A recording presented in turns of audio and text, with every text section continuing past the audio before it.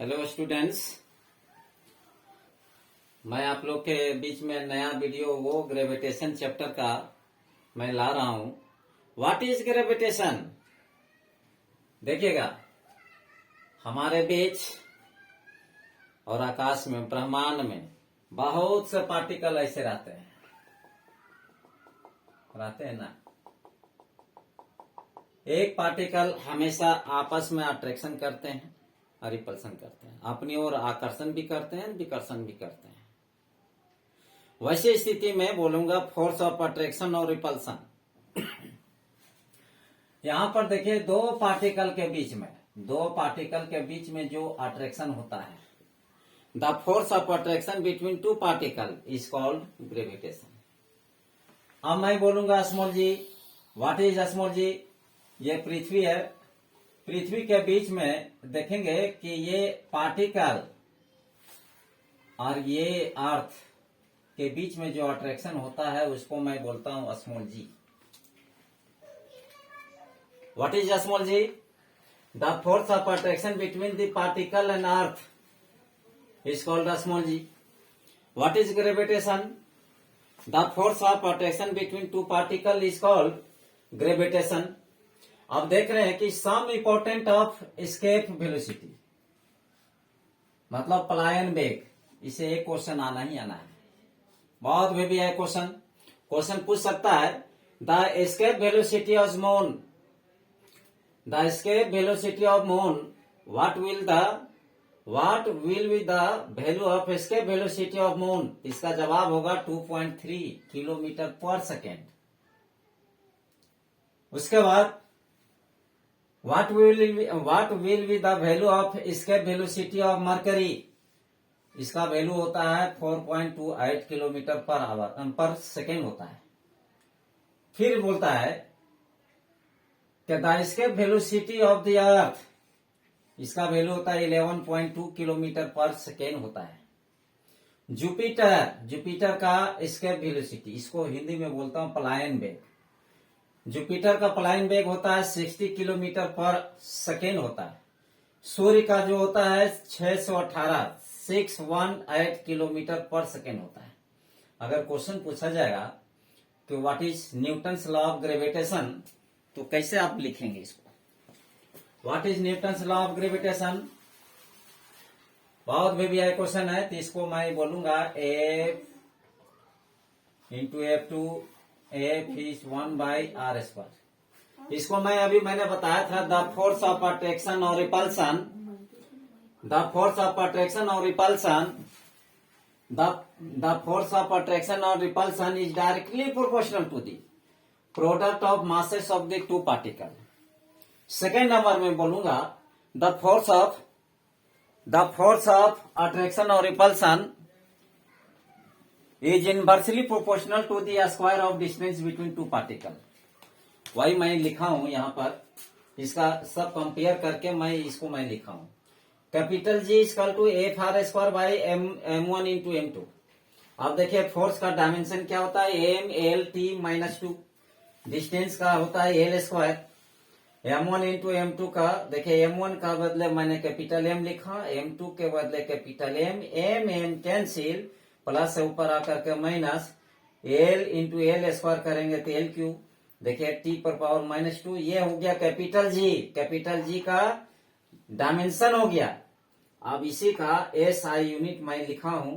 देखिए, मास का होता है kg, माइनस का -1, लेंथ का मीटर क्यूब, टाइम का सेकेंड, माइनस का 2, और इसी को मैं लिखा हूं फोर्स का होता है डायमेंशन SI यूनिट। फोर्स का होता है SI unit newton metre square बटा का पर, मास का kg इंटू kg होता है kg²। अब देखिए, ये बहुत इंपॉर्टेंट है। कैपिटल G का वैल्यू होता है 6.67 10⁻⁻11 न्यूटन मीटर स्क्वायर पर kg²। अब इस चैप्टर में ज्यादा पूछा जाता है Kepler's of planetary motion. Kepler's का नियम बहुत भी क्वेश्चन है। केप्लर्स, ये 3 भागों में बांटा गया है। Kepler's first law, Kepler's second law और Kepler's third law. Kepler's first law में क्या बोलता है? All planets moving around the sun in electrical path, this is called the Kepler's first law. Kepler's first law को दूसरा नाम बोलते हैं law of orbit. Second number, Kepler's second law को मैं बोलता हूं लॉ ऑफ एरियास। देखिएगा इसमें क्या लिखेंगे, the line joining between sun to planet sweeps in equal area in equal time, this is called the Kepler second law. और Kepler second law को मैं बोलता हूं लॉ ऑफ एरियास। और इसके बदले भी बोलते हैं कंजर्वेशन ऑफ एंगुलर मोमेंटम, इसी को बोलते हैं केपलर सेकेंड लॉ को मैं बोलता हूं। केपलर थर्ड लॉ में क्या बोलेंगे? अब देखिएगा यहां क्या लिखा हुआ है, T square of time period of planet of the revolution is directly proportional to the cube distance between sun and planet, which is called the Kepler's third law. लेकिन उतना क्वेश्चन नहीं पूछेगा, उतना लंबा नहीं पूछेगा फर्स्ट ईयर के लिए सिर्फ। अब इसमें पूछा जाएगा कि Kepler's first law is known as, first number में दिया रहेगा law of orbits, second number में लिखा रहेगा लॉ ऑफ एरियास, अब थर्ड नंबर में लिखा गया हार्मोनिक्स लॉ, फोर्थ नंबर में लिखा रहेगा नन ऑफ दिस। तो आपको क्या लिखना, फर्स्ट केपलर्स फर्स्ट लॉ को क्या नाम से जानते हैं? लॉ ऑफ ऑर्बिट के नाम से जानते हैं। और केपलर सेकेंड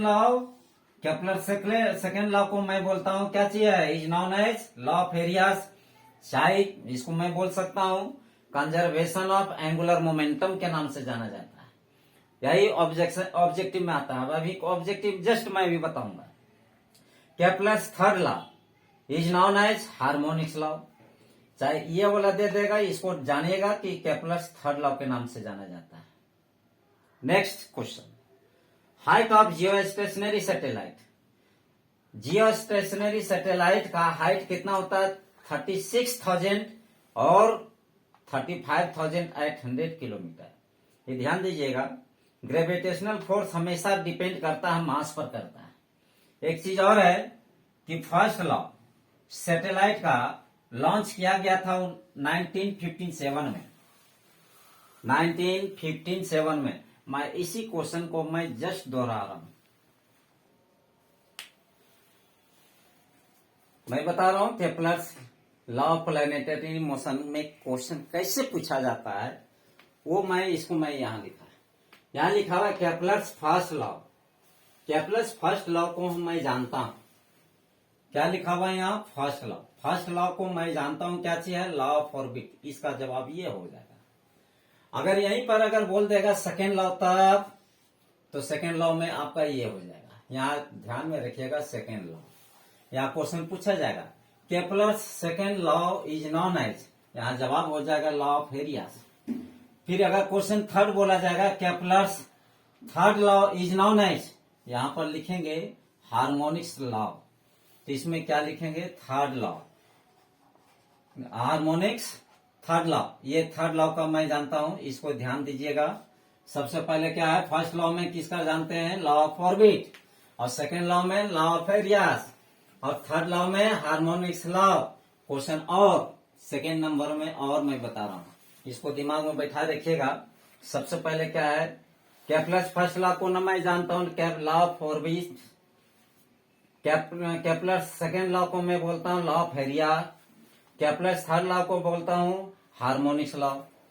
क्वेश्चन और भी क्वेश्चन पूछ सकता है, T square is directly proportional to the r cube is related